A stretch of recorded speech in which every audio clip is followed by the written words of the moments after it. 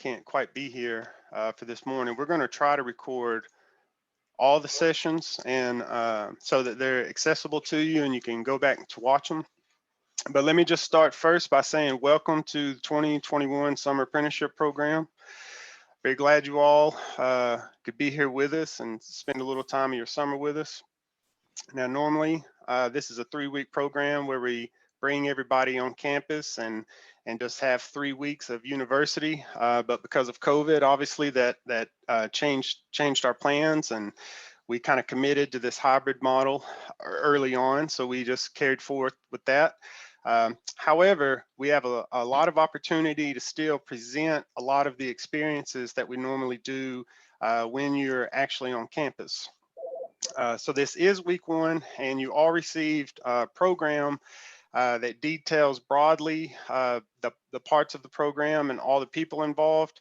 And then each day I'll send, as I did this morning, another schedule that'll make clear what the activities are going to be for the day and greater and greater detail. And broadly, the program has 3 main parts, and week 1 obviously is all week online presentations using this Zoom tool. And I know most everybody's probably pretty tired of online meetings and Zoom, but it's very powerful, and it allows us to be all over the country and still join together.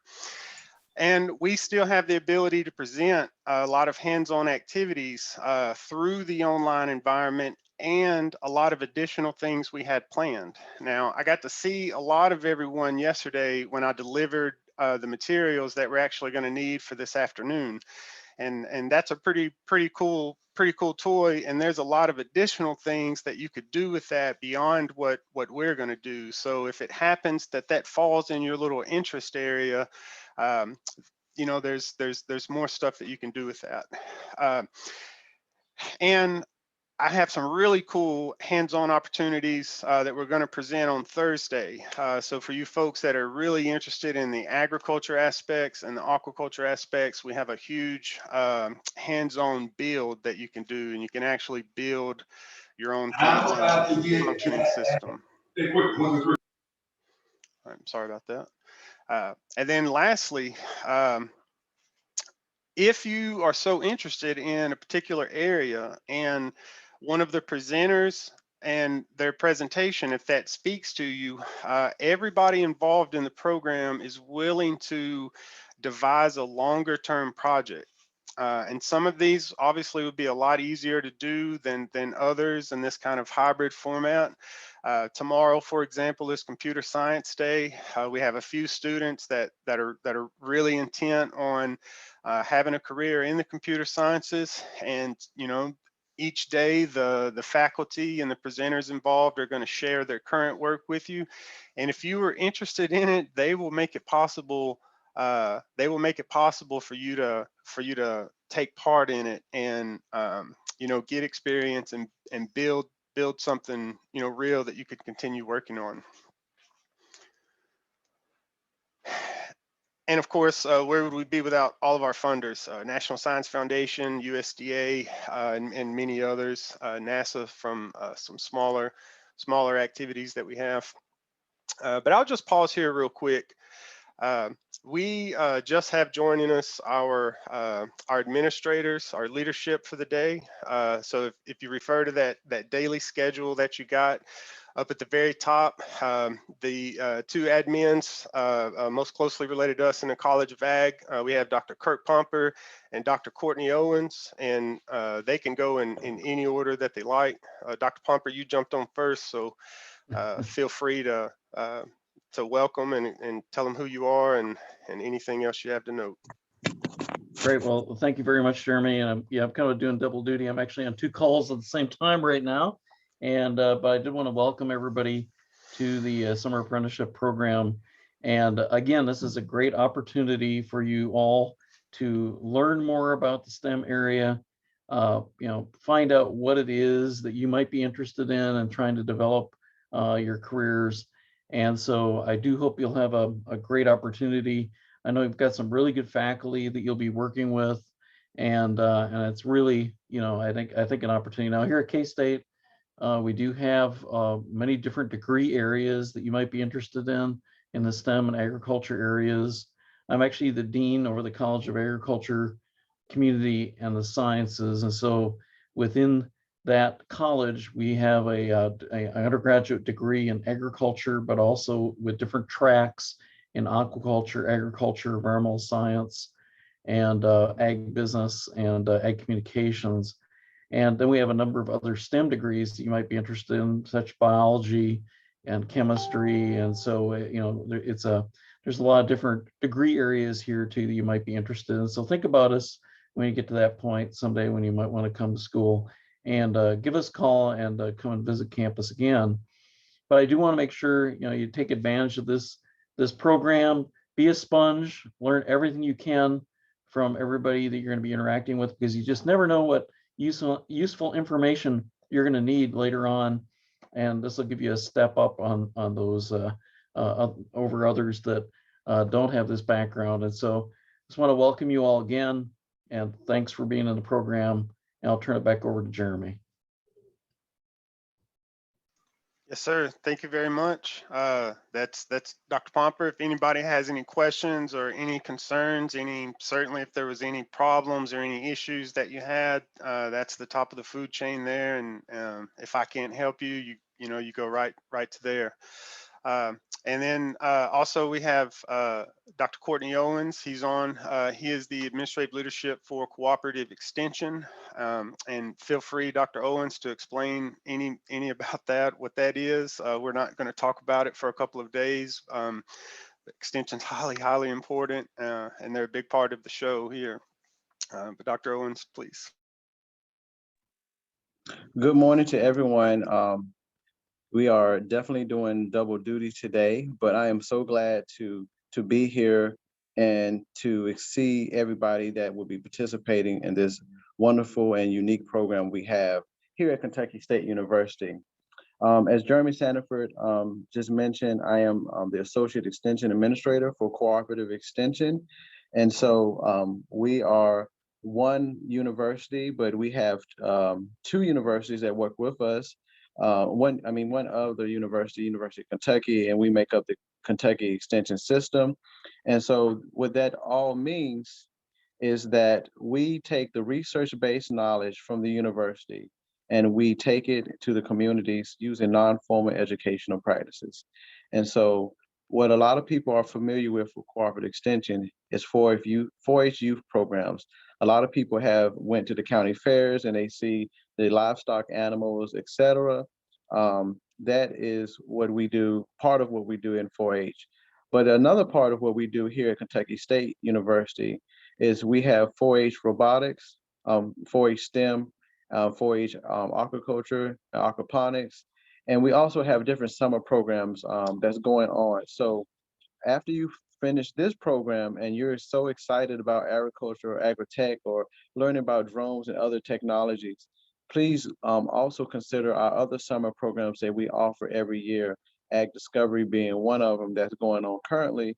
Plus, we also have 4-H clubs and programs that we do throughout the year in different schools in the state of Kentucky, trying to bridge that gap between kids getting acclimated to STEM careers.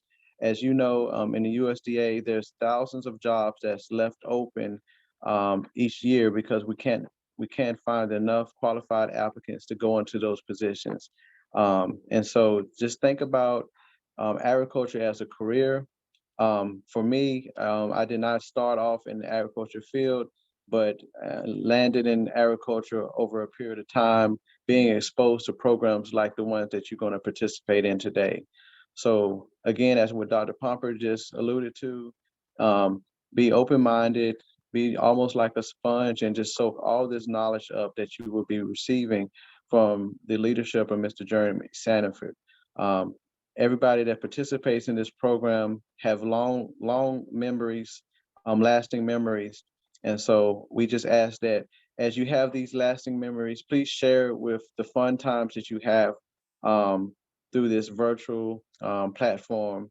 And if you have any questions or concerns, or if you want to learn more about extension, we will have extension internships coming up.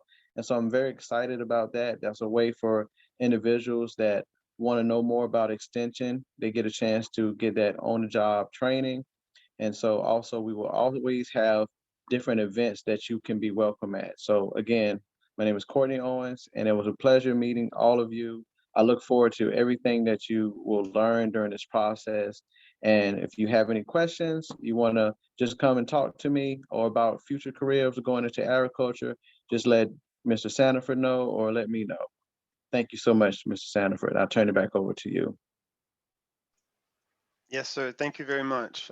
Again, if there's an issue or a question that I cannot help you with, you can go straight to the top, and those are the two different responsibilities, different areas, but they will point you in the right direction, no doubt, if I cannot help you. So moving on, that was the official welcome. We will next month try to have the president on to chat with everybody if he can find time in his schedule.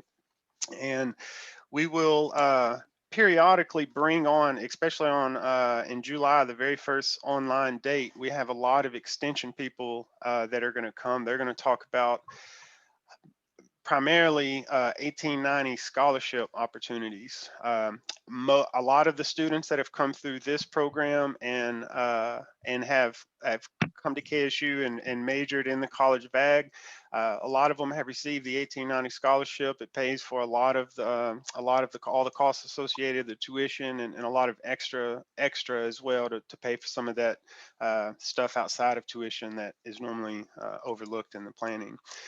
So as I mentioned, they're a big part of the show, and half of the staff and faculty that is involved and that you'll be meeting, they primarily have those extension type responsibilities, and the role. I'm part extension in my job, and so just to share a little bit about who I am and how I kind of fit on top of everything you'll be seeing. As I mentioned before, we're doing the best job we can to try to expose you to all of the options to study science, technology, engineering, and math in an applied sense. So when we normally talk about STEM, we're really talking about the basics, the key skills, being able to do math and computations, the ability to think critically. But these are just skills, right? In the real world, you have to turn those outward and start to solve problems, right? And there's no shortage of problems, obviously, but in our college, we're really focused on issues that are centered in agriculture and the environment. And just recently, we had Earth Day. And Earth Day is a day dedicated to really looking at exactly this problem. And we talked extensively about kind of the beginnings of Earth Day and how that grew out of a time after World War II, when the United States was in its boom time, when it was growing and filling out and taking over the wilderness and converting it into our urban areas. Well, we had as we pushed out into the areas, we started to use more pesticides and all to kill bugs, and started getting rid of some of the mammals and all that were out there, and a lot of the chemicals that we ended up using, we didn't know at the time, but part of their effectiveness was that they just stayed in the environment forever. And as some of these images show, one thing eats another, and it bioaccumulates, and before you know it, you've wiped out a lot of the biodiversity in a whole area. And I believe in the late 60s, early 70s, there was a book called Silent Spring that was kind of a wake-up call to civic-minded folks that this was an issue that was going on. So part of our success and pushing out, it also kind of created the beginnings of the environmental crisis that that's full-fledged now. So we study these issues, not in really in an advocate sense, but in the sense that trying to understand how a changing environment impacts land managers and farmers and such. So while you're learning these skills, it's ultimately to solve some kind of a problem. And the types of problems that you want to work on ultimately is kind of where you fit yourself in the college environment, the major that you choose, the path that you choose to take. And our program is going to try to introduce you to all the options that are here. And if you connect with something and we can form some ideas about how you could do a longer term project, that's the ultimate goal. If you participate, you're going to get a lot of experiences. If you're especially ambitious and motivated, there's no limit to what you can do, and we'll bend over backwards to try to make that possible. What I study is the environment, and we use technology, mostly satellites and computer technology, to try to measure the world in every way possible. And what we're ultimately trying to do is, in a digital sense, recreate the Earth as a system. So one thing impacts another, and next month for GIS Day, we're going to explore these various different concepts. We'll talk about severe weather, we'll talk about climate, we'll talk about climate change, and we'll talk about the tools that are used to measure that stuff.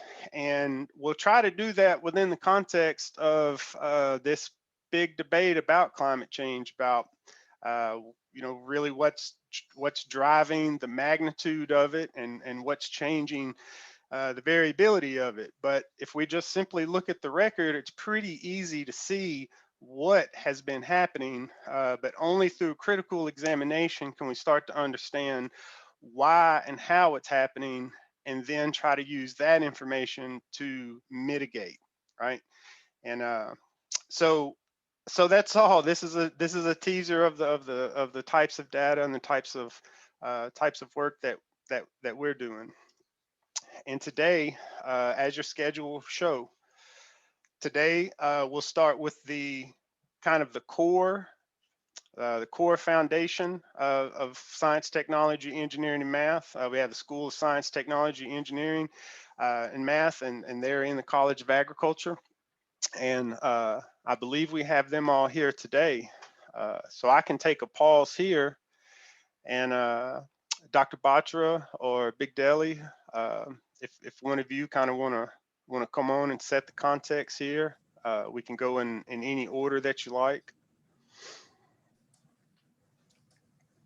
And I can ask too for any questions from the audience. So remember, we can use the chat. I'll double check the chat just to make sure if anybody has any questions, but I particularly don't have a problem with just unmuting yourself and asking in the moment that you have it. So I'll just stop there. And yeah, you guys can introduce yourselves if you like, or I could introduce you however you want to do it. We can do it. Yes, ma'am. All right. Well, thank you very much. Take over. Good morning, everyone. It's so nice to see everyone. My name is Fariba Bigdeli. I'm an associate professor of mathematics, and I'm going to let Dr. Batra introduce herself. And then together we are going to introduce and talk about the math physics program at Kentucky State University. Dr. Batra? Thank you, Dr. Bigdeli. Hello, everyone. Welcome to Summer Apprentice Program 2021. I am Assistant Professor of Physics at Kentucky State University, and my name is Jyotika Batra. Dr. Bigdeli, continue, please. Yeah, we would like to start with I want to talk about importance of STEM, and of course, you all know the importance of the STEM because you chose it, and we want to let you know why you chose well and why it is so important that our workforce development in from areas is strong and steady.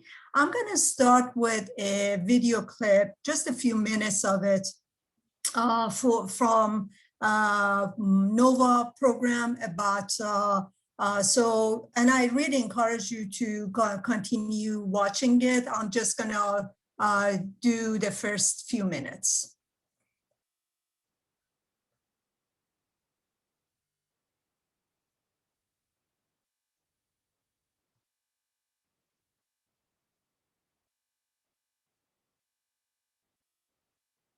It doesn't have a sound, Dr. Batra.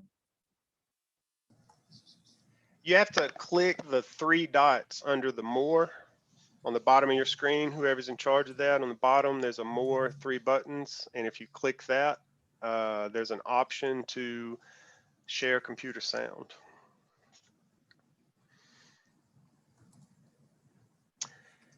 Here, I'll tell you what, I'll play it.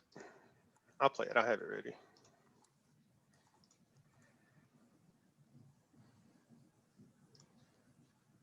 Car-sized rover on Mars. Just let me know when to stop.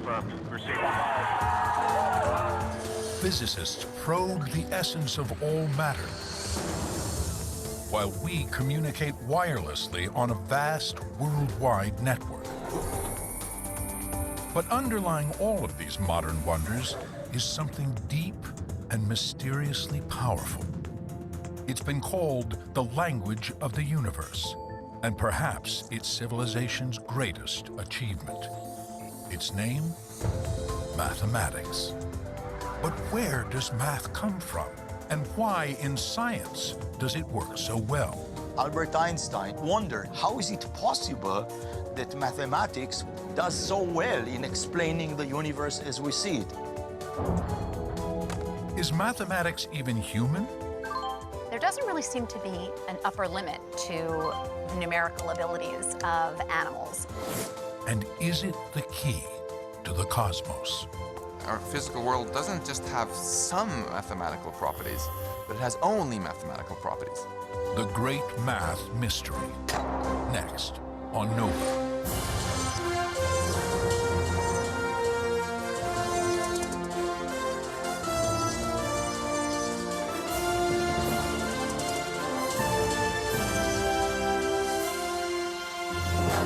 Major funding for NOVA is provided by the following.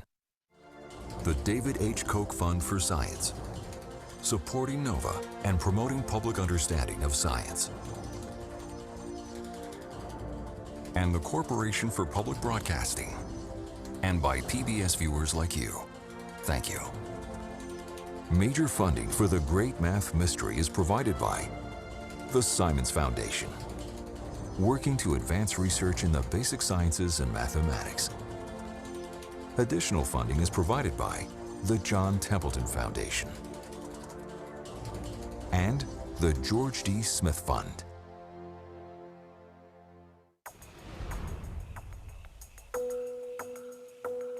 Human beings have always looked at nature and searched for patterns. Eons ago, we gazed at the stars and discovered patterns we call constellations, even coming to believe they might control our destiny. We watch the days turn to night and back to day, and seasons as they come and go, and called that pattern time. We see symmetrical patterns in the human body and the tiger's stripes, and build those patterns into what we create, from art to our cities.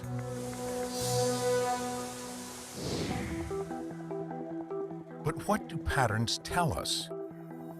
Why should the spiral shape of the Nautilus shell be so similar to the spiral of a galaxy? Or the spiral found in a sliced open head of cabbage?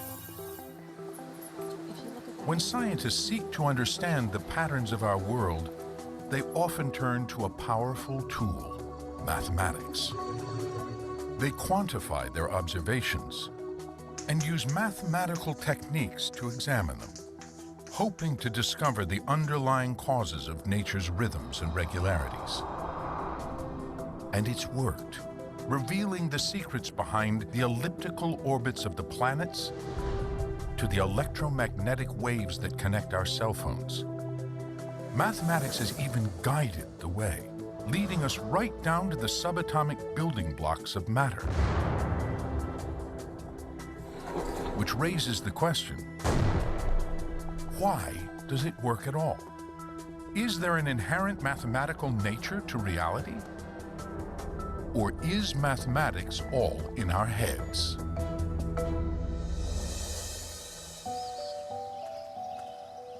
Mario Livio is an astrophysicist who wrestles with these questions.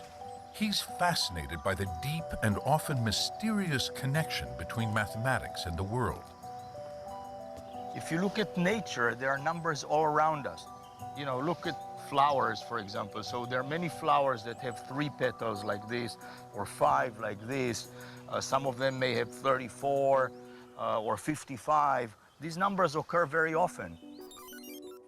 These may sound like random numbers, but they're all part of what is known as the Fibonacci sequence, a series of numbers developed by a 13th century mathematician. You start with the numbers 1 and 1, and from that point on, you keep adding up the last 2 numbers. So 1 plus 1 is 2. Now 1 plus 2 is 3. 2 plus 3 is 5. 3 plus 5 is 8. And you keep going like this, 5 plus 8. Today, hundreds of years later, this seemingly arbitrary progression of numbers fascinates many, who see in it clues to everything from human beauty to the stock market. While most of those claims remain unproven, it is curious how evolution seems to favor these numbers. And as it turns out, I mean, this sequence appears quite frequently in nature. Fibonacci numbers show up in petal counts, especially of daisies. But that's just a start. Statistically, the Fibonacci numbers do appear a lot in botany. For instance, if you look at the bottom of a pine cone, you will see often spirals in their scales. You end up counting those spirals. You will usually find a Fibonacci number, and then you will count the spirals going in the other direction, and you will find an adjacent Fibonacci number. The same is true of the seeds on a sunflower head. 2 sets of spirals, and if you count the spirals in each direction, both are Fibonacci numbers. While there are some theories explaining the Fibonacci-botany connection, it still raises some intriguing questions. So, do plants know math? The short answer to that is no.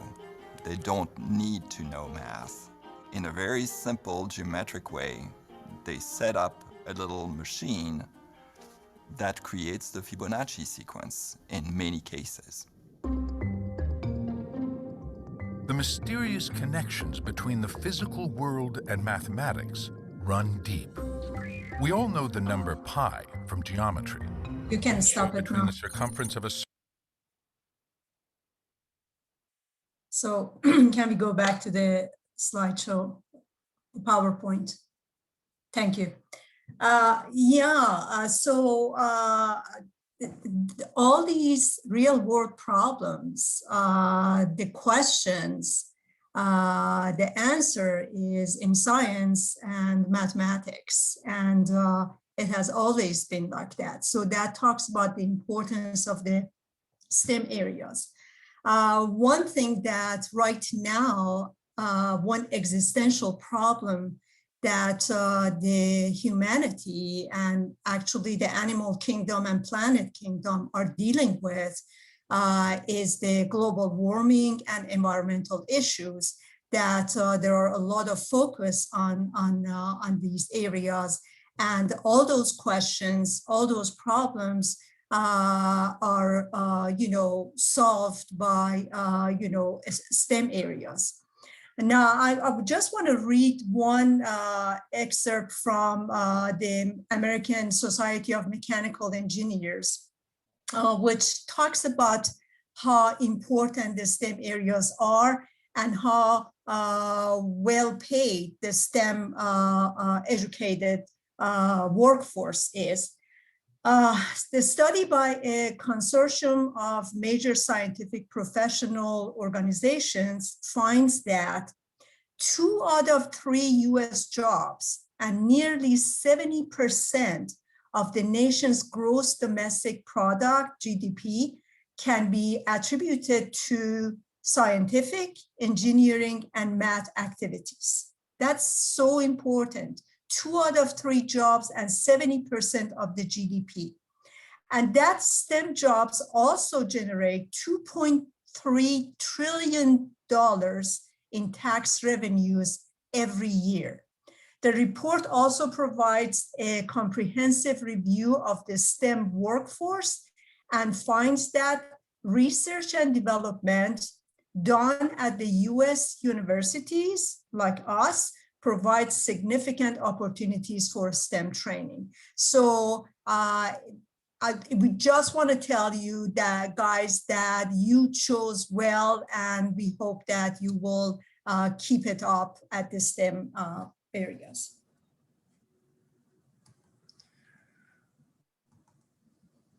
I will move on to next slide, and I will echo exactly what Dr. Bigdelli has said in the previous slide. As you see, importance of STEM, how important it is. And it's not just important, it is rewarding. So if you see here the salaries of STEM jobs versus non-STEM job, you can see there is a lot of gap between how good paid STEM jobs are versus the non-STEM jobs. So whether it is at a high school level, college level, undergraduate degree, and in a higher master or doctorate level, there is a difference here in the salaries. When you are getting a job, graduating out of with the STEM degree. And the blue bar basically shows the one with the STEM jobs, and the green one is with the non-STEM. So you see there is a difference there. So, and then we move on to the second part of the slide. If you see the second image, now this actually data compares the STEM college degree versus the non-STEM college degree. So, if you're coming out graduating with any STEM major, you're going to see a difference, in hiring, in job opportunities and salaries. So definitely, if you see with all employed STEM jobs and non-STEM jobs, there is again a difference here. So again, we are, emphasizing the fact that STEM is growing. It is important. Why is it important? What benefits and how it is rewarding. So I think this is very important in the beginning. I think as a aspiring, undergraduate and, getting into an higher education, this is the question you are going to ask yourself, you're going to ask your peers, you are going to know more about it. And here we are to answer this. So as I move on to the next slide, I'm going to talk about what kind of different areas, the jobs, different type of jobs which are available, after graduating from STEM majors. So particularly for maths and physics, we have listed some of the different type of jobs that when you graduate with maths and physics degree, what kind of job opportunities and job areas you can apply for. So there's an actuary job, statistician, engineering. We're going to talk about different concentration of maths and physics program in our next slide, and what we offer at Kentucky State. But these are the list of different kind of jobs opportunities which are available right after you graduate with the degree in STEM. Engineers, school teachers, computer, IT, programming jobs, database administrators, softwares, operation research analyst, data analyst, market and survey researcher. So you see there's a wide variety, based on your interest and degree, you can apply in these different jobs. And again, looking at the statistics, looking at the data, by 2025, US is going to have 3.5 million jobs, which will be available, and that needs to be filled. So do you see the demand? But do we have the supply? No, I don't think so. It's a growing field. We want more and more students to come understand the importance of STEM and choose this to be the career, because, you know, as you see it in the journey, it's you know, it's rewarding. You know what is at the end, what you're expecting. So, you know, meeting the demand, we need to have that much supply. And for that, we want more students to take STEM, students to graduate in STEM major, and eventually make it to all the jobs which are going to be coming to be available in coming future. So, you know, this is the data right now, you know, which is available and which shows that there is a high demand of STEM professionals, STEM students graduating with STEM degrees. And it's not just restricted to undergraduate STEM degree. I mean, there is an option, you know, from here, you can even move to a higher level at master's and doctorate. And you know, there are different areas, different level areas, which are available after master's and doctorate level in pure mathematics, statistics, you know, master's in engineering, interdisciplinary field of sciences, you know, after STEM, financial mathematics, operation research. So, you know, all these combined different fields in maths, physics, overall STEM can even be taken to a higher level based on your interest and your expertise.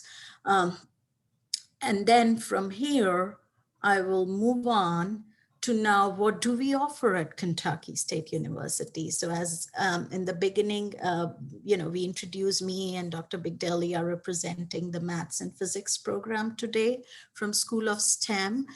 So there are 3 concentration in this program. It's a combined unit, maths and physics. So the degrees are incorporated with the courses in maths and physics both. So the first concentration or the degree is pure mathematics. That means you get a BA mathematics after completing 4 years of your coursework, required coursework in the track. Then the second one is mathematics education that prepares you for a teaching, you know, a school teacher.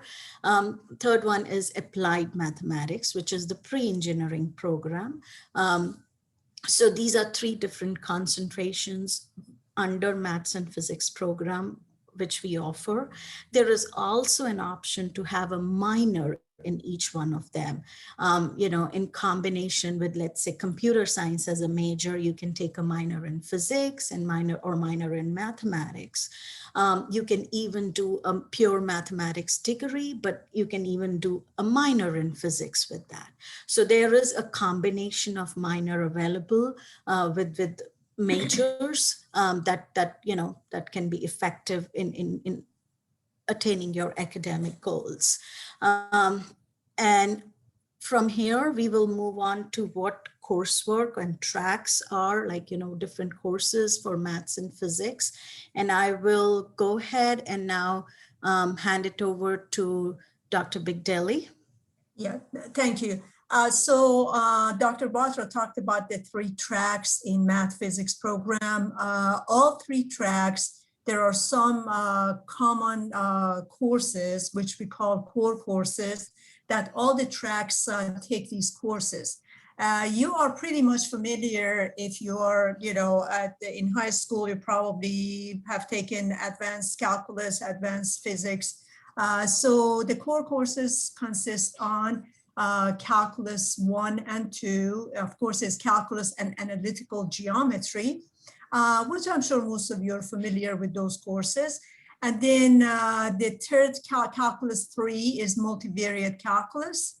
And then what we call calculus 4 is the differential equations.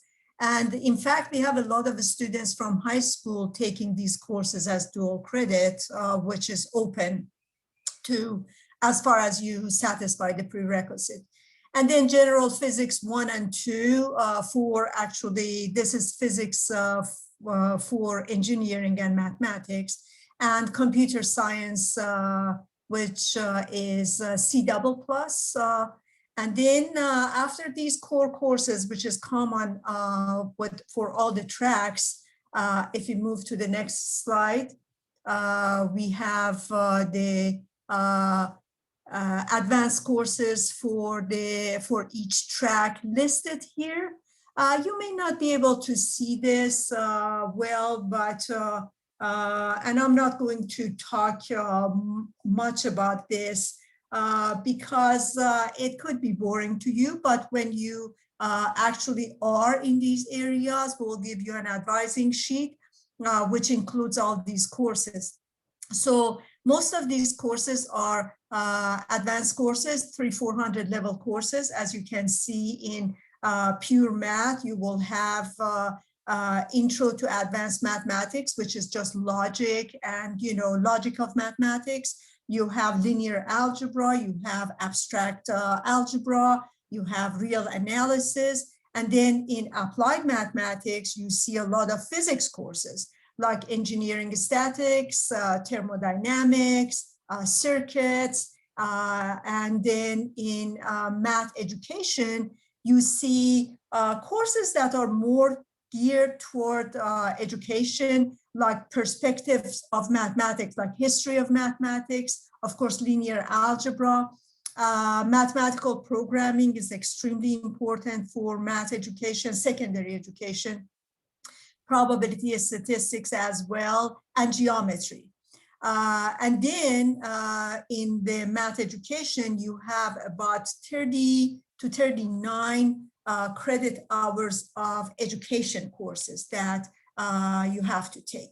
So these are the advanced courses.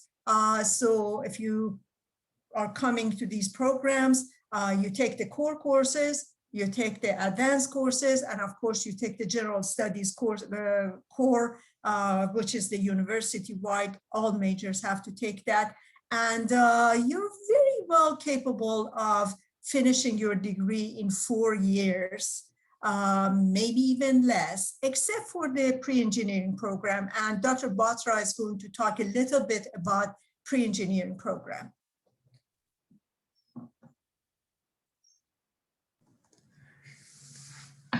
Thank you.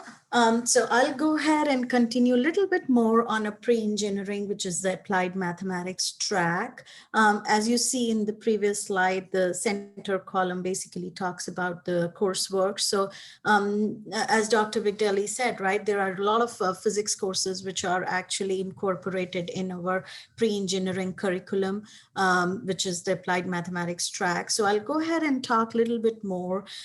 It is actually a dual degree program. So that means you finish some of the coursework within the pre-engineering at KSU, and then you are transitioned to University of Kentucky. So you get a dual degree. You will get a degree of bachelor's, undergraduate degree, mathematics degree from KSU, as well as the undergraduate Bachelor of Engineering degree from University of Kentucky. So in real sense, it's a 5-year kind of a track program, depending upon where you start, based on your ACT score and mathematical skill.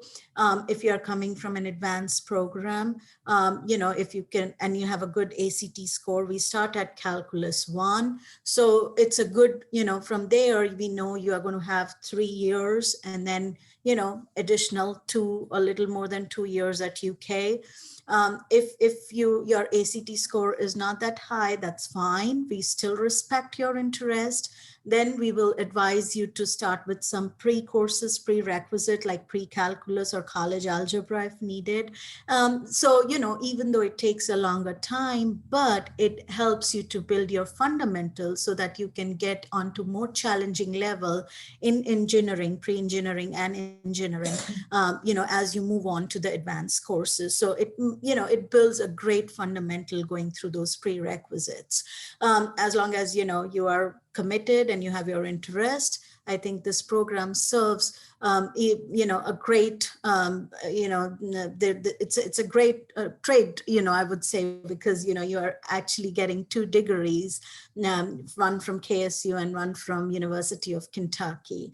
There are eligibility requirements which are listed on our website. So if you go to School of STEM, they are on kysu.edu, you will see that. And then there are some scholarship opportunities which we have, and some we had in past too. The popular one is the Transportation and Cabinet Scholarship, which is with the state here at Frankfurt. We have a good relation, with the state cabinet from past years, and they really encourage students from KSU to apply for scholarship. And there are also opportunities for internships while you are in the program, which is, I think, is important, while you are in a STEM area, or especially in the engineering area, to have an experience with internship. So I think this scholarship kind of offers both, and it's a great tie-up, especially if your interest is more suited towards civil engineering. In past, we do not have not now, but earlier Toyota has offered us a great scholarship for our pre-engineering program. They do not offer it now, but if something comes in future, that would be great too. And this is overall idea for our pre-engineering program, a dual degree. And then the pre-engineering program includes a lot of physics courses, advanced physics courses. And also these are the advanced physics courses. If at some point, these advanced physics courses are also the same courses which can, if you have an interest to take a minor in physics. So, the track sheet is same, the advanced physics courses are same for both. And then there are different activities which we do as a STEM in our university at KSU. So we want students to be more exposed to STEM world, STEM activities. And STEM activities means more hands-on activities. So while there are laboratories, laboratory courses within the curriculum, outside the instruction, outside the classroom, there are opportunities of different activities on campus. One of the things that, one of the activity which we often run is physics club. It's more catered towards students who are graduating or are majoring in STEM degrees, not just pre-engineering, but overall maths, biology, chemistry. Everybody, we encourage, we want to grow this community and we want them to be a member. There have been different activities which we have done in past and we plan to do in future as well. The club is a very non-traditional club. It doesn't obligate you to come and read a research paper and present every time. It offers very innovative different activities. For example, going on a field trip, exploring, more like, an opportunity where you can go, like, Department of Health. We have been to field trip for Toyota car plant, where, they show us a whole tour, how Toyota is manufacturing cars here at Georgetown. We also do some hands-on workshop. We also, take our students to present at regional meetings about, what we do in STEM. There are different projects which we have kind of presented. We also bring research talks from faculty. So in past, we have actually, like for the last year, COVID, we couldn't do because of COVID. So we actually have come up with the concept of STEM series talk, where students have done some amazing, they picked up some amazing topic on STEM, growing STEM field, COVID, and they presented virtually. So it's a combination of different activities we do. Also, it's a very student-driven club. While I'm the advisor for it, but it's the students who, there's an executive team for it, like president, vice president, secretary, and even coordinator position. So the students really plan it, coordinate it, and execute it. So I think it really adds not just exposing students, but to add to their skills, leadership skills of managing it. So I think it's, I have kind of put some pictures from past, what we have done in, different years at Physics Club. And this is our, different areas. If you can see, 3D printer was one of the activity we did.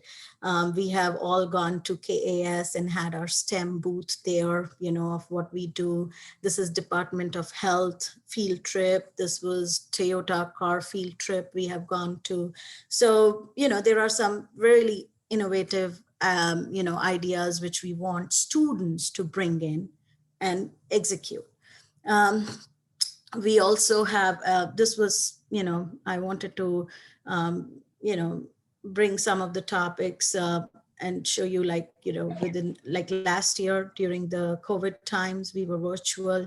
So these are some of the STEM series talk we did. And if you see, the topics were so intriguing. Students, this was so important. Like, every STEM major would like to know about nanotechnology and COVID, like advanced, interdisciplinary field of engineering, STEM and its application, how STEM is going to be important now with COVID, and how we can bridge STEM with healthcare. So these were different, really, like, interconnecting topics with STEM that we did. One of the more exciting things also we have for STEM is part of our capstone course, which is also part of pre-engineering in the final semester when they make a transition after that to UK. We offer a capstone course, which is a hands-on learning project course. And there have been a variety of projects which we have done in this course, and it's been popular, because students really, really like it. So you can see, like, we have done 3D printer, plotter, drones, robotic arms. So, anywhere going from engineering and construction design to interdisciplinary computational field. I myself come from an area of interdisciplinary, which is physics and biophysics. So, with a lot of bio or biomedical engineering or biophysics interest, we have projects to offer for that interest as well, and overall different engineering and construction design within the capstone course.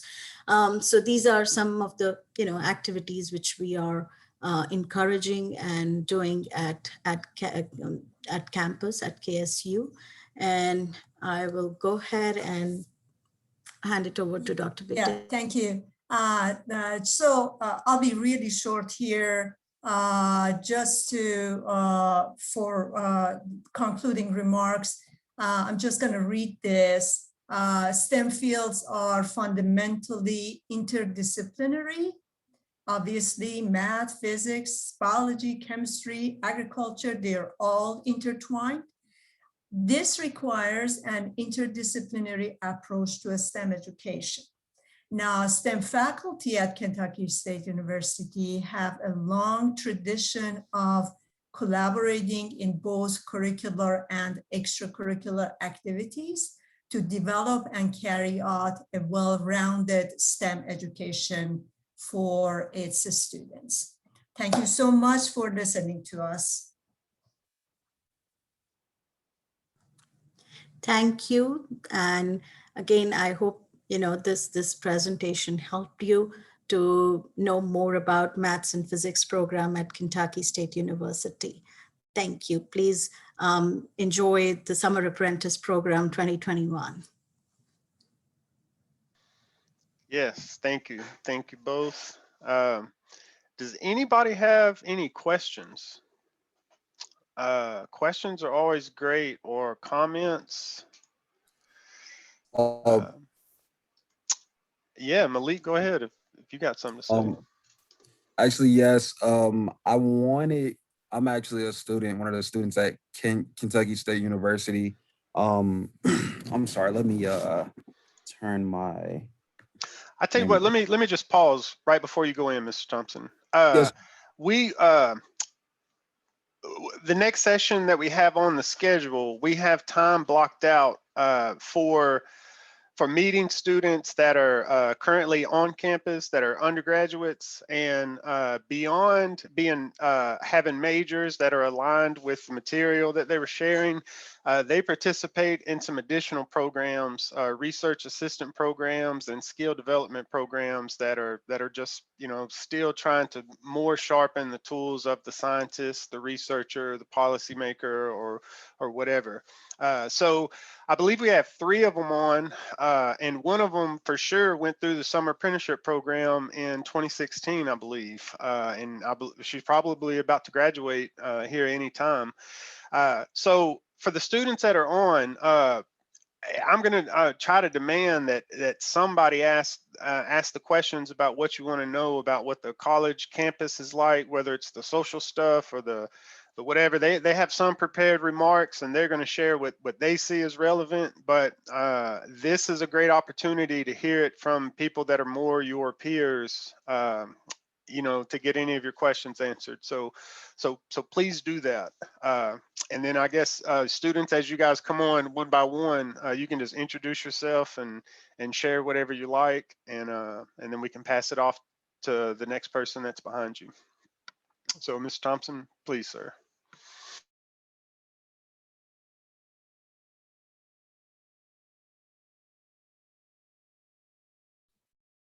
Can you hear me? Yes. Okay. All right. Well, yes, good morning to all of you. That was a great presentation. Everything that they excuse me had presented, it's definitely a community to be a part of with Kentucky State.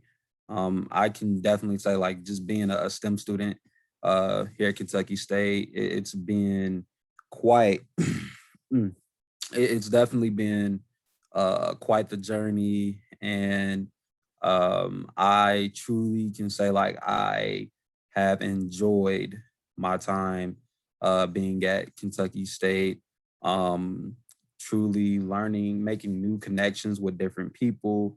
And because you all are in high school, I just want to say, I really want to pass this knowledge on that it's very, very important to make those connections, make connections with your peers, your professors, your teachers, because you never know where you'll need their help, or you'll never know who you will come in contact with that would specialize in something that you're actually walking into as a career choice.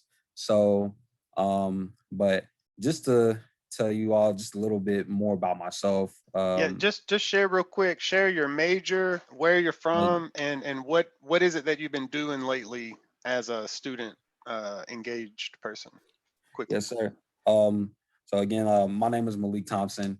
I'm from Cincinnati, Ohio. I major in pre-engineering. I would say mechanical engineering.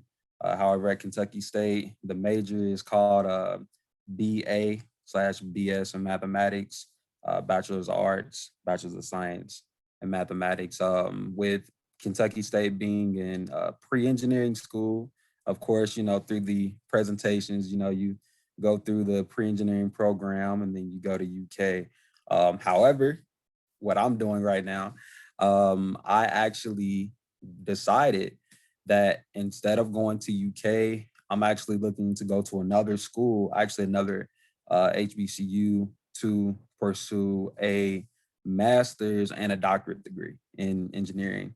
But right now, I am doing research with Dr. Bigdelli, and the research is consisted of on various topics of linear algebra, which leads into an application of singular value decomposition, and that's basically just a computational computational subject dealing with programming and whatnot. But all right, we'll keep going in just a second on the applied part.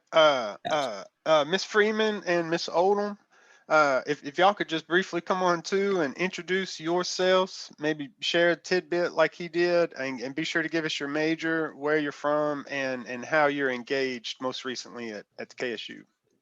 Okay, so I'm Delilah Oldham. I actually was in this program with Mr. Sandiford as a high school student. I'm from Frankfort, Kentucky, so that's kind of how I heard about the program. I'm a bio major. I actually just graduated this spring. And right now, I'm currently doing some research on campus right now with some of the undergraduate students, kind of as their research coordinator. And I wouldn't really be here without this program. It was my first time doing research. I worked in the Aquaculture Center doing research with Red Claws with some of our faculty, and I loved it. And from that moment on, I was like, yeah, science is definitely for me. Like, I'm interested in research. I'm always want to be. I can't hear, and I really want to hear what y'all are saying. Oh, is it not on? I hear you okay. Maybe a little louder. Yeah, somebody really wants to hear. I'm gonna leave and come back because I think it might be my. Okay. Yeah, we actually hear you okay, but maybe just a little louder. Okay. Yeah. So right now I'm actually doing some research with the influenza vaccines and looking at how antigenic changes happen over time. And Angel's actually working with me this summer on that. So she can tell you. Hi, my name is Angel Freeman. I'm a chemistry major. I'm from Toledo, Ohio. And I'm actually in the research program under Delilah, and I really like it. I just really love math and science. I'm not a big reader or nothing, so this is where I fit in. I'm about to graduate in May, so I am a graduate senior, and yeah, that's a little bit about me. All right, thank y'all. Listen, I'll try to take the spotlight off. Another question then back to all of you, and Mr. Thompson, you can take this off. What is it that you hope to do? You were just about to launch into all the possibilities, but what's that major thing that you see? Because a little earlier we were talking about having purpose when you're learning and all, because it's great to have skills and to have knowledge, but you can't just keep it all for yourself because it doesn't do any good. So you have to turn it outward, into problem solving. So given everything that's going on, where do you see, an opportunity for you to apply this stuff that you're learning to, do whatever it is that you're trying to do? Man, that when you said purpose, that matters the most. That you have to have a purpose, you have to have a passion. And first, before I actually get into it, I just want to say, whatever you go to school for, make sure it's something that you want to do. Always, make sure that you have a passion, you have a purpose for it. I would say for me, the passion is for me starting out, I honestly, and this is the God honest truth, I was looking into mechanical engineering for the wrong reasons when I was younger. I was looking at it just for money, just for pay, because engineers make good money, so yeah, why not choose that as a career field? That was like my number one. That was the only reason why I wanted to get into it. But once I actually started looking into technology and seeing how things have advanced, and seeing how big of a role that technology can shape the world and change things and make things a lot more efficient and easier, allowing us to live an easier life, I decided, I'm like, well, this is something that I definitely want to get into. This is something that I feel truly passionate about, because to me, technology is cool. Technology, it's always evolving. It's always growing, and it's not going to stop anytime soon. So for me, I would say it's very, very important that you have a purpose to want to change the world, for the better, to want to change the world around you. And I would say even being a young Black male, growing up in America, just in general, you know, that within itself even pushes me further more to want to be and to be of an inspiration to other people and show others that, you know, STEM is where you should be. STEM is where it's at. Making a change in society, making a change in your community and the communities around you, you know, making those right connections, making the connections that you need to become successful and as well as help others, those who are even walking in the same direction as you. You know, for me, that's my purpose to want to make a huge change. And I feel like, you know, when you have that purpose, then nothing can stop you, even with your ups and your downs. And I know I'm very like winded and long when I'm talking about this, but I'm very passionate about it. I truly have to say, like, you have to have that passion and that purpose to want to succeed in that field. And I would say, like, that's my huge passion for engineering. I love technology, and I definitely want to see new changes and things being made with Yes. how we do things more efficient. Yes, sir. Good. I appreciate that. And Mr. Thompson, we definitely wanted you on precisely for that reason, because you do have a lot to say and you have a lot of experience and stuff. And I would just, again, say students that are on here, or any of the, I see some of the staff that are from some of the other places, you know, feel free to ask questions or prime the questions maybe that the students should be asking, but maybe they don't. All right, Miss Rogers, thank you. She says, actually, let me just bypass quickly. Miss Odom and Miss Freeman, same question to you about kind of life, maybe after, where you're seeing where your impact in the world could be, and maybe how you see that this degree is going to, you know, just equip you better to do the things you want to do. Yeah, so I always wanted to be a doctor. So math and science is something that I learned early on would get me there. And through the process of learning like higher level math, higher level sciences, it kind of made me realize that not only do I just want to be like your typical doctor, like, you know, hey, I'm here to see you today, but I also want to do research to kind of find ways to improve the healthcare industry, biotechnology, things like that. And that's kind of where I found my place to fit in. Not only can I use my people skills, like to take care of people, but I would also like to use the knowledge that I've gained through these programs to kind of, make innovations to biomedical research and things like that. I kind of want to be a doctor too. I want to be a pharmacist, and like I really love I want to approve drugs. So like in your body. So like I want to because some drugs is not really good for your body. So I want to learn the different types, and I want to make drugs like better for your body to take, or because less harmful, because Yep. Well, thank you for that. So one question from one of our participants, Ms. Rogers asked, what would be a good study habit you would recommend? And Ms. Friedman, I'll ask you, just since you already said that the reading and the writing wasn't your favorite part, but it's a real crucial part of the experience. And so what's a good habit that you had to keep yourself motivated to get those harder aspects of the job done? STEM actually. So like I really like group work. So like me, I would like really call Delilah like all the time to like help to like, cause she'll keep me focused. Like I always in Dr. P, her name is Dr. Posted. I really be in her office a lot to do my work. Yeah. yeah, really using my resources, sorry, to really like study and like keep focused, because when I go home, I'm not studying. So when I'm on campus, I really try to get all my work learned.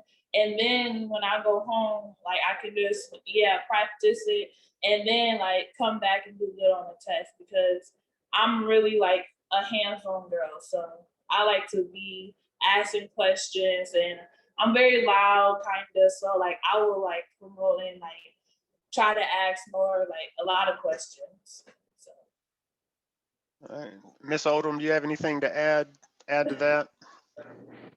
See, I was the reading type, so I was always I studied the notes and stuff before I went to class. So then when I get to class, it's like I'm asking questions about things that weren't clear to me, rather than trying to learn the information and like write it all down and all that together. So I was more of like, I'll read the chapter, take some notes, go to class like, hey, I was reading this, it wasn't really making that much sense. Could you kind of clear it up for me? That was my study to habit. So.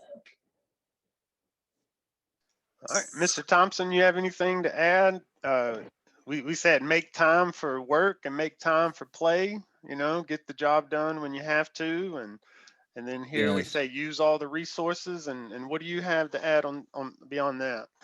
Yes, I totally agree. You definitely want to manage your time. Make sure that you have time. You master your time before your time masters you. Um, and of course, you know, for you high school students, it's very important. I know that y'all probably going to hear that. Y'all probably hearing it now.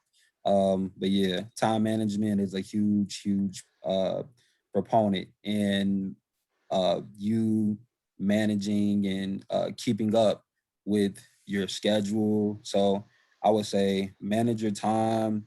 Um, don't go out partying. Don't go out partying late from because you know when you get to college, you know it's a lot of freedom that you have. You have a lot of freedom. You're on your own. So you know you just want to make sure you're surrounded by the right group of friends and whatnot. Like Angel was just saying, you know, she was and she's into like the groups and stuff, and you know, like she's cool with you know, having she would call on, you know, Dr. Paulson or, you know, somebody that, you know, that would be there and help her out with that. So, you know, what they were all just saying, you know, you definitely want to just make sure that you have that time. Just make sure that you make that time and you mark that time out. Even if it takes a friend, even if it takes a group of people to, you know, help you get on to that, get to where you need to be. So definitely make that time.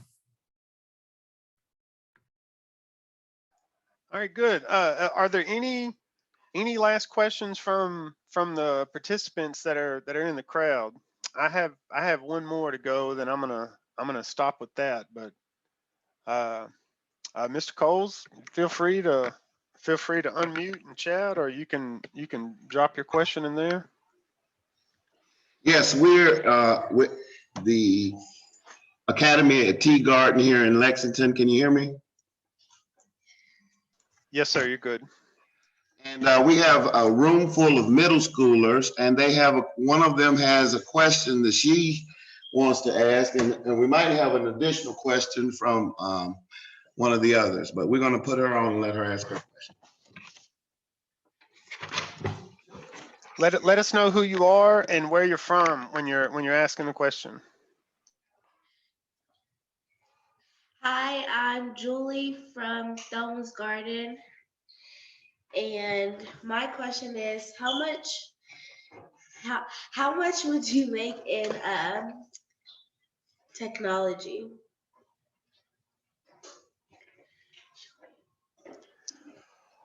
Who's going to take that question on the staff wise? I know I could point you to the Department of Labor Statistics. So there's a government agency that tracks that. But the world recently has gone mad in terms of money and what things cost. If you've been watching the news, you see the price of everything's just like doubled in the last year. So who knows where it's going to settle. But I know earlier, Dr. Batra and Big Deli had shared some statistics that compared more skill-driven jobs compared to less skill-driven jobs, and I don't know, maybe you want to offer a little more on that, Dr. Big Deli? Well, actually, I can refer you again to all the statistics that exist on the sites. But in general, STEM fields are paid 30% more than other fields. And Dr. Batra had that chart that she got from reliable sources. So even within STEM fields, there are differences in salaries. For example, if you are like in information technology, computer science, engineering, probably your salary is going to be much higher than if you are in, say, biology basic. But if you are getting higher degrees like biotechnology, epidemiology, and these go up to $200,000 a year with higher degrees. But in general, all the STEM areas are much, much higher. The salaries are much, much higher than other fields. And for good reason, because STEM areas are not easy. I mean, if you choose to study math, engineering, computer science, biology, you have to do a lot of studying, you have to do a lot of problem solving. So it's a hard work and it pays. I would also like to add what Dr. Big Deli said. I think if you're looking for a range, you can see somewhere from 45,000 to 75,000 based on what degree, from high school to associate degree to undergraduate, right? So, there is this whole bar all the way to 75K just with, graduating from STEM major. But yes, when you add additional, specialization, you go even more higher. So that's where, the bar is somewhere between 45 to 75 based on high school, associate, or undergraduate degree. Okay. And it can again vary within, is it a computer science undergraduate or a biology? But then when you go to higher level, things change a lot. Yes. Yeah, really good question. And I'll just say that income is a huge component of it. But as she mentioned too, it's a big sacrifice in your time and the options that you have to do fun things and leisure things. If any of the undergraduates want to share some of the thinking behind, why you didn't do one thing you loved and chose to do this harder, more sacrificial thing. Why did you choose to put yourself in the grinder when you had easier options, perhaps? I don't know, whoever wants to share about, why did you choose this? I can kind of talk on that one. For me, I always like I said, I always knew I wanted to be, but I was like, okay, why am I like putting myself through all this information, like information overload, and I was like, I don't think I'm smart enough. Like, these are things I'm telling myself, and I'm like, at the end of the day, who would I want to be my doctor? I want somebody that cares about people, someone who's going to be genuine, someone who's going to try their best to get the job done, and that was the attitude I had. So regardless of how hard it was, I knew that this is what I was destined to do, and it was all this work is gonna pay off. And you kind of want to think about it in the way like, I have to be able to put forth this effort to get this degree, because the knowledge I'm gonna gain is what I'm gonna use. So that's just kind of how I always looked at it. Like, the more knowledge I have, the more I feel like personally I will feel successful. So that's why STEM was for me, because it's just, there's so many places you can go. and it's a challenge. Like, yeah, it opened your knowledge to so much stuff that you didn't even realize. Yeah. So like when I got into like STEM and like when I started really using my knowledge and brain, then I was like, oh, okay, this is how things work in the world. Yeah. So like you gonna learn so much, and then instead of like having like so it's just, I like learning new stuff. So like if you really want to learn a lot of new things, I feel like STEM is for you. All right, let me just stop the students just right there. We actually we skipped over one of our core content areas from one of our faculty. So Mr. Coles, I see you have the next student there. So immediately after Dr. Sharma goes, we'll come right back to that student, and she can fire the first question off. If we run short out of time, there is a 30-minute break that is locked in there. And then Mr. Griffiths has some activities planned, and I would invite the students back. You know, if you're not too busy and you want to share, this is really working out well, the talking part. But we gotta get all the stuff in. So Dr. Sharma, sorry for skipping over you. If you want to just kind of take over and you can introduce yourself and your area. Thank you.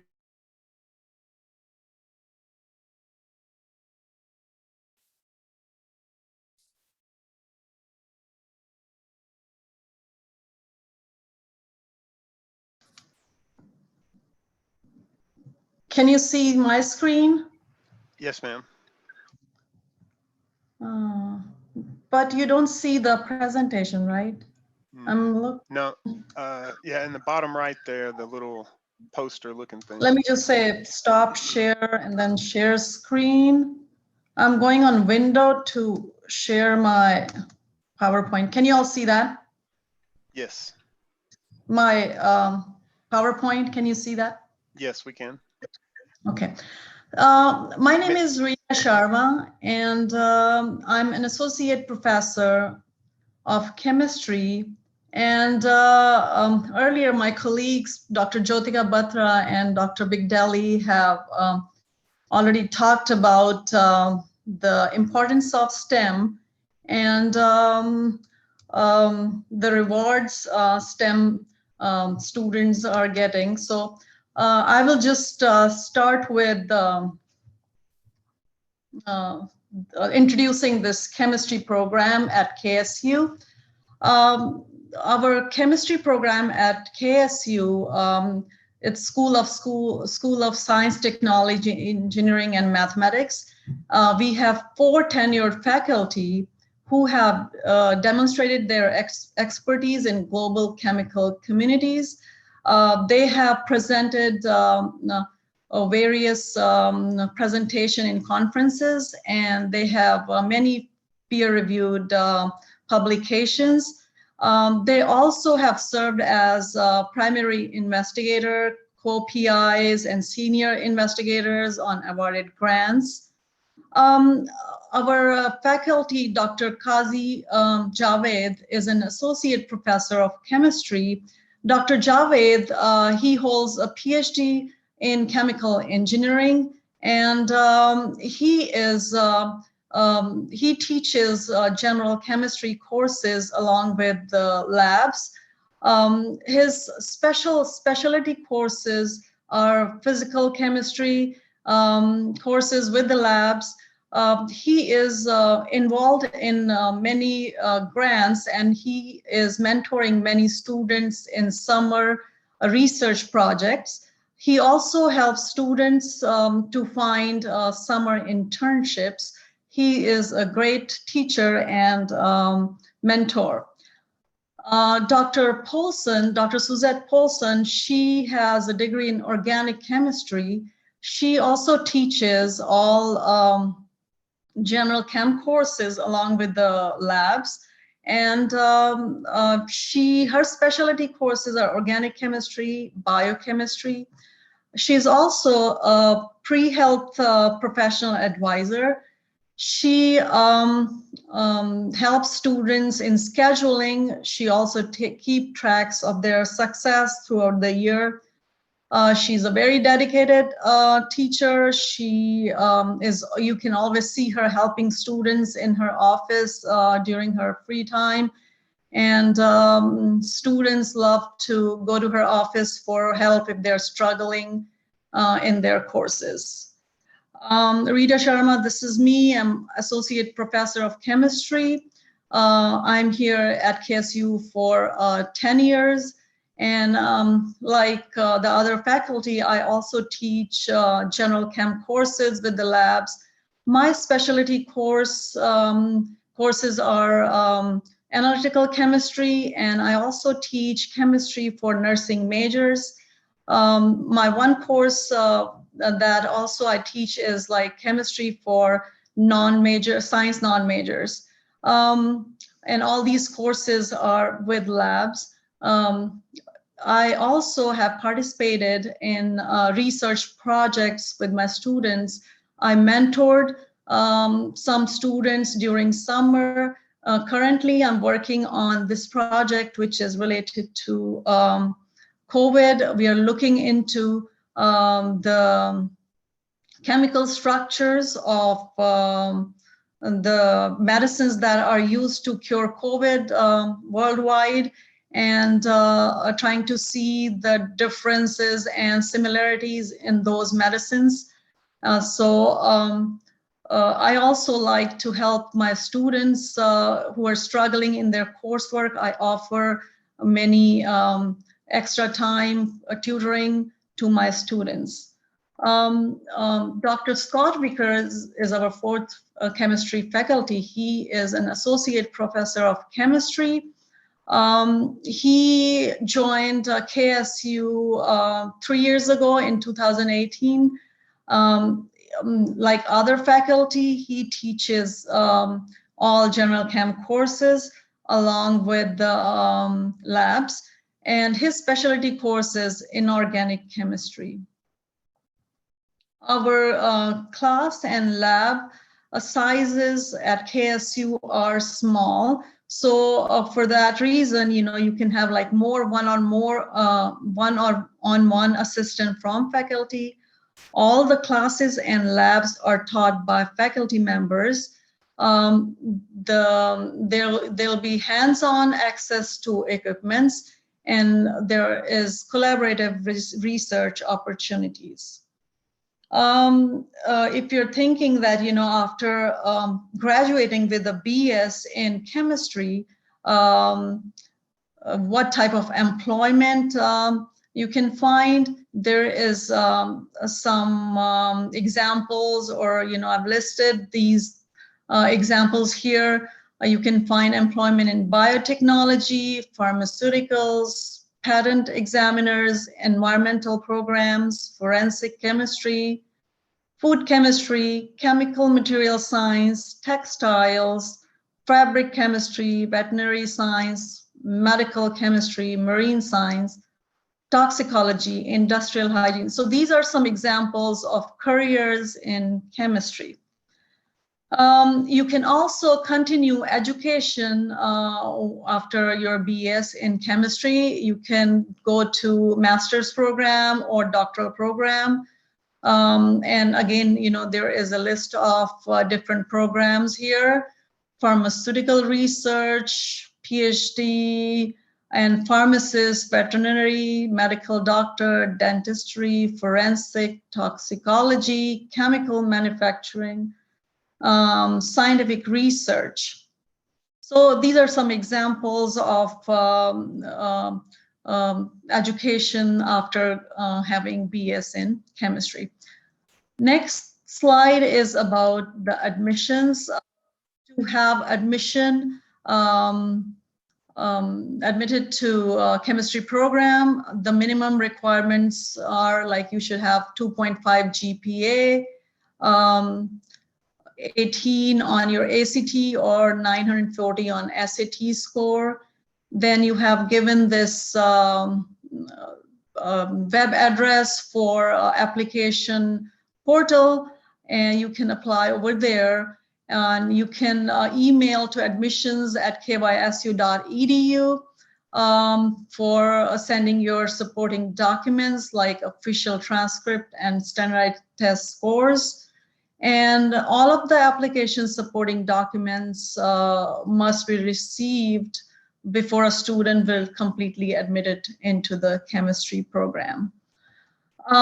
You can finance your education. For that, you need to fill out this FAFSA form. And again, this web address is given for applying for FAFSA. That is Federal Student Aid form. And the financial aid web address is also given. Their phone number is over here, 502-597-5960. And there'll be some scholarship opportunities also that you can look at and apply for that. In the end, these slides are showing that how you plan your courses, how you plan your study. During these 4 years, you start with General Chem 1 and in chemistry course, and the lab with that is 110. So, basically every semester you want to have on an average 16 credit hours, 15, 16 credit hours, so that you can graduate on time. So you start with 101, 110, next semester chemistry course you take like 102, 120. Then organic chemistry. So first two is General Chem 1 and 2. The second year, sophomore year, you are taking organic 1 and 2. And then you go to instrumental analysis. After that, you'll be taking quantitative analysis, and all these classes have labs with the lecture classes. And physical chemistry you will take in your senior year, and undergrad research. So this is like your tentative study plan, that how you want to do your courses. So on an average, take 16 credit hours so that you can complete your course on time. So I guess that's all I have to say about chemistry program. If you all have any questions, you can ask.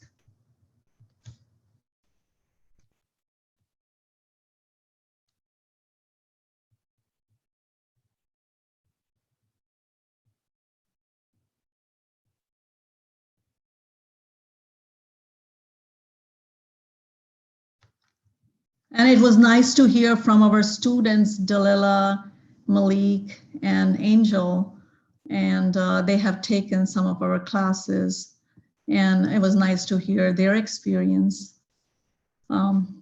So any questions?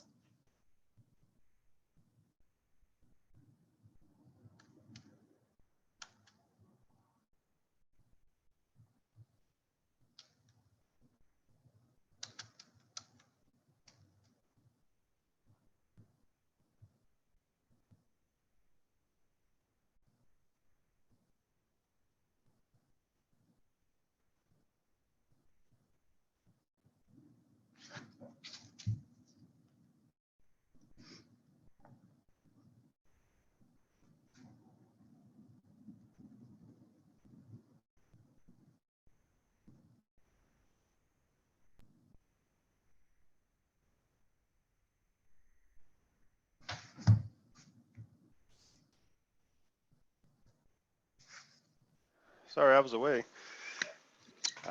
So we finished up. We can return back to our question and answer part. Mr. Cole's student wanted to come back on. They may have actually jumped off for lunch though to this point. Does any of the participants have anything to add or any questions for the participants that have appeared on the schedule thus far? Okay, the slides didn't move. I'm sorry, I'm just now seeing seeing the issue there if it was. Yeah, the solution to that is just to click on the presentation and then it will engage and then it will respond. So,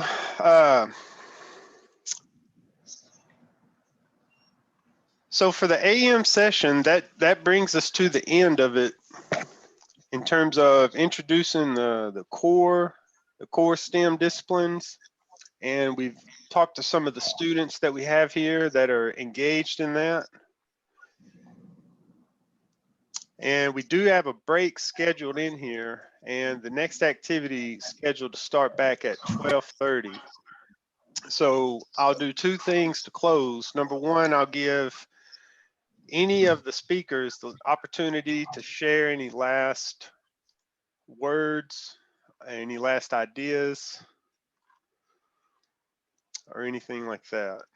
Students or the staff, if any of you have anything you want to get out real quick that didn't find a way out during the presentation.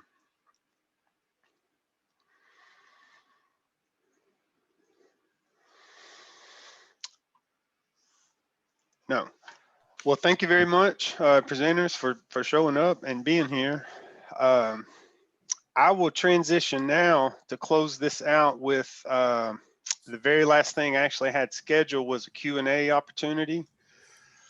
So if there were any questions about how the rest of the program is going to go, or any questions, you have the program that broadly describes what we're going to do, and then each day, each morning, I'm providing you with a schedule that is going to show much like today. Now, as we move forward and we have the group activity scheduled, they'll come with some additional information that's relevant to the prepared activity. And then the challenge for the participants and the students is for you to be thinking about what you've seen that that interests you and you want to find out more. Imagine that you've graduated high school already. Some of our participants on here have graduated high school already. And these are your opportunities that you have there. So really all we can do is give you the introduction, and that's what we've done today. And there's one more layer of hands-on activity. And with computer science, their presentations are integrated into hands-on activities, but just because it's so easily translatable. Unfortunately, we don't have much time to get you into the labs that the chemistry and the physics people are using. But for our field trip days, the first stop for half of them is always on campus. So there's opportunity right there for us to edit your schedule a little bit, and you can spend more time with these folks that specialize in the area that's most closely related to what it is that you want to do. And if you want to visit the students that you've met today, we could find out where they're at that day and catch them at work. So any questions from the participants? I'm going to give Mr. Thompson and let him close us out. And then we're going to be back at 12:30 for the hands-on activity. And I'm going to shoot you an email about that to remind. I see some of our people have jumped off, but I know everybody has busy days. But at 12:30, we're going to be back on for the hands-on activity. So Mr. Thompson, if you can just leave them with one word. And when you say goodbye, that'll be the end of the AM session. I would just like to say, man, thank you guys for having us. Thank you all for allowing us to be able to speak to you all about this.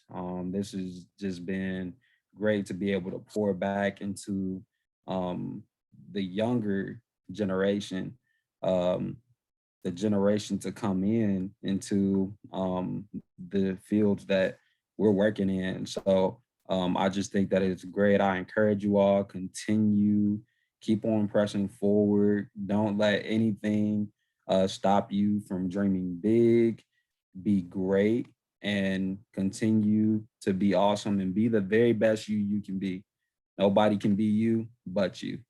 Thank you all, and may you all have a great, blessed, and productive day. Great. Thank you, sir. All right, everybody, I'll see you at 12:30. The link will stay open and I've disabled the waiting room. So I'll be back on here a few minutes before 12:30 and I hope to see everybody back. Thank you. Thank you. Thank you.